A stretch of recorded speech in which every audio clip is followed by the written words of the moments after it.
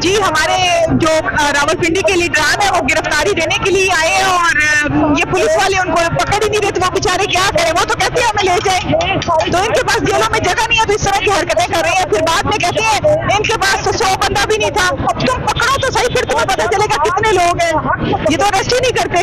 دیکھیں یہ اصل میں ہمارے ملک کے حالات ایسے ہو گئے ہیں. آپ یہ دیکھیں کہ جب سے یہ امپورٹڈ حکومت آئی ہے تو انہوں نے تو کہا تھا کہ عمران خان نے بہت مہنگائی کر لی، غریبوں کو اس نے تباہ کر دیا، تو انہوں نے اب کیا کیا کسی غریب کے گھر دیکھے تو صحیح.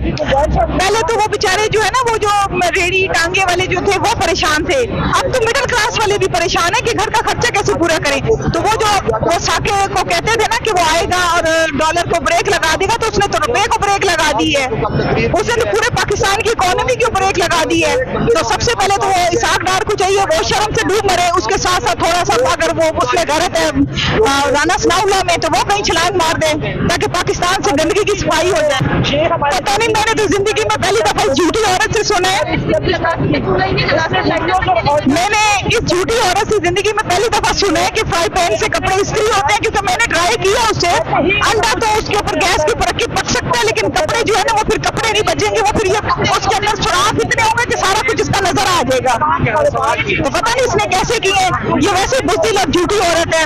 اگر یہ اسپیچ کرنے جاتی ہے تو اس میں کم از کم 70 ٹائم عمران خان کا نام لیتی ہے. اصل میں اس کو عمران خان فوبیا ہوا ہے اور کہتی ہے جو ملک سے جو ہے نا جو سامنے سے لیڈ کرتا ہے وہ نواز شریف ہے. نواز شریف اس کو شرم سے ڈوب مانے، جو ملک میں بیٹھا ہے جو سامنے سے لیڈ کرتا ہے اس کا باپ، وہ تو پورے پاکستان کی دولت لوٹ کے لندن میں مزے کر رہا ہے. پتہ نہیں کس طرح کی عورت ہے. کہ میرے تو یہ تاثرات ہیں کہ دیکھیں جس طرح مہنگائی بڑھ گئی، خان صاحب پہ اسیسینیشن اٹیمپٹ ہوا، ارشد شریف کے ساتھ جو ہوا، کتنی زیادتیاں اس گورنمنٹ نے ہوئی.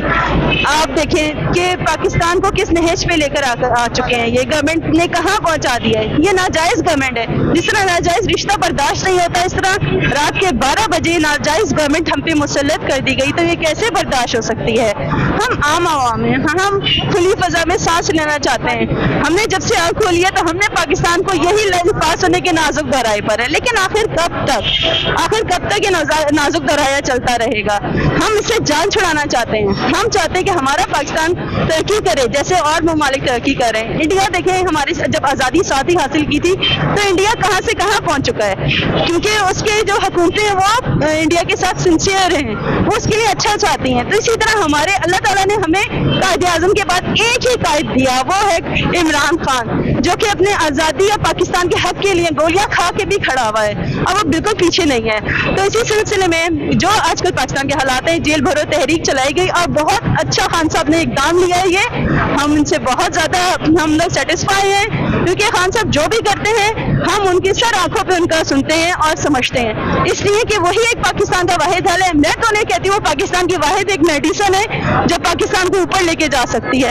اور پاکستان میں کوئی ایسا کوئی جنا ہی نہیں انسان جو اس طرح کا ہو، جو اس طرح کے عزم کے ساتھ نکلے اور جس کے پیچھے پوری عوام ہو. 22 کروڑ عوام اس انسان کے ساتھ ہے.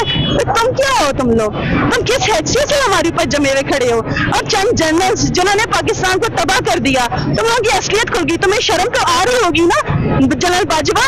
تم نے تو باقی جنرلوں کو منہ دکھانے کے قابل نہیں چھوڑا. وہ بھی کہہ رہے ہیں ہم عیاشی میں پڑے ہوئے تھے. یہ کیا کر دیا ہمارے ساتھ؟ سوچو سمجھو. جب جبر کا بادل گہرا ہو تو سوچو پہ پہرا ہو. تم لوگ کی سوچو پہ پہرا، تم ہماری سوچو پہ پہرا ڈالنا چاہ رہے ہو؟ نہیں، ممکن نہیں، ایسا نہیں ہو سکتا. ہم پاکستان اور خان کے لیے ایک ساتھ کھڑے ہیں. اور آپ نے یہ دیکھ لیا جو لوگوں کا سمندر، کیسے لوگ امنڈ آئے ہیں پاکستان. ہر صوبے میں جہاں جاؤ گے تمہیں پاکستانی ملیں گے اور جیل بھرو تحریک میں شامل ہونے کے لیے سب تیار ہیں. Thank you very much.